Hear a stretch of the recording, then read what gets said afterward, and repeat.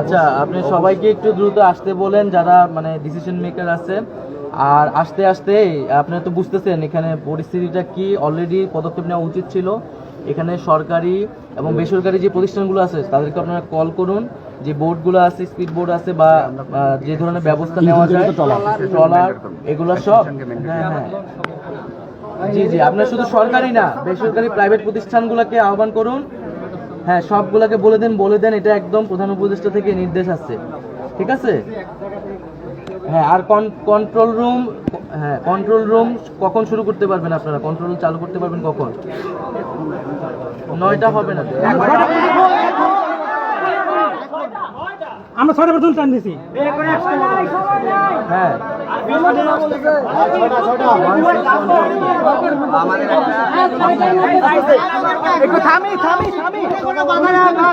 আচ্ছা, এটা আপনি দ্রুত 1 ঘন্টার মধ্যে এটা চালু করার ব্যবস্থা করেন। আমি এখানে আছি, এটা চালু না হওয়া পর্যন্ত আমি যাচ্ছি না আর কি।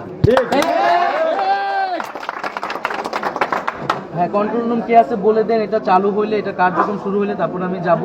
আপনি দ্রুত আসেন আর কি। আর ওই বোর্ডের কোম্পানিগুলোকে কল দিয়ে বলে দেন আর কি, যাতে এখনই তারা প্রস্তুতি শুরু করে যাওয়ার প্রিপারেশন নেয়। জি জি, আসসালামু আলাইকুম।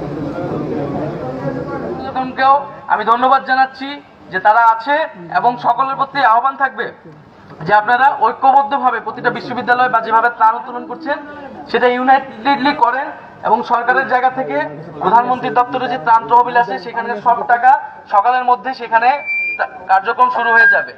সকল প্রতিষ্ঠানকে বলে দেন যে যাতে এবং আমি সকল প্রতিষ্ঠানকে আহ্বান জানাচ্ছি আপনারা দ্রুত সময়ের মধ্যে অফিসিয়াল কাজ শুরু করুন, এবং যার যার জায়গা থেকে সকল দিক নির্দেশনা চলে যাক।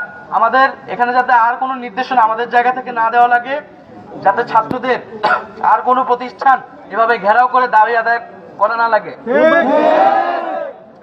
এবং আমরা যেভাবে গণ অভ্যুত্থান করেছি ঐক্যবদ্ধভাবে, এটি আমাদের একটি ন্যাশনাল ক্রাইসিস সামনে চলে এসেছে, সেটাকে আমাদের আবার সেই ইউনিটি ধরে রাখতে হবে। সেই জায়গা থেকে সকল সামাজিক রাজনৈতিক শক্তিকে আমরা আহ্বান জানাচ্ছি, আমরা ব্যবসায়ীদের আহ্বান জানাচ্ছি যে আমরা সকলে একসাথে সেইখানে যাতে যার যার জায়গা থেকে সর্বোচ্চ সক্ষমতা দিয়ে আমরা কাজ করব এবং আমরা বাংলাদেশকে রক্ষা করব। এবং আমরা জানি যে এই যে বাঁধ খুলে দেওয়া হলো এবং একটি রাজনৈতিক জায়গা থেকে কিন্তু এই দুর্যোগটিকে নিয়ে আসা হলো বাংলাদেশে, সেই জায়গা থেকেও আমাদের এই রাজনৈতিক প্রশ্নটিকে কিন্তু মোকাবেলা করতে হবে। কেন যে কোনো এই যে বাঁধ খুলে দেওয়া হলো, বাংলাদেশের সাথে কোনো ধরনের কোনো আলোচনা ছাড়া, কোনো ধরনের ডিসকাশন ছাড়াই কিন্তু বাঁধ খুলে দিয়ে বাংলাদেশের মানুষের বিরুদ্ধে আমাদের সেই প্রতিবেশী রাষ্ট্র কিন্তু জনগণের বিপক্ষে দাঁড়িয়েছে। আমরা তার নিন্দা এবং প্রতিবাদ জানাই, এবং আমরা আহ্বান জানাবো যদি বাংলাদেশের জনগণের বিপক্ষে কোন রাষ্ট্র দাঁড়ায় তাহলে বাংলাদেশের জনগণও কিন্তু তার জবাব দিবে। তো সকলকে ধন্যবাদ জানাচ্ছি, এবং আমি আপনাদের নিশ্চয়তা দিচ্ছি যে আপনারা যেই দাবিগুলো নিয়ে এসেছেন সেই দাবিগুলো এখান থেকে বাস্তবায়ন না হওয়া পর্যন্ত আমি অন্তত এখান থেকে যাব না।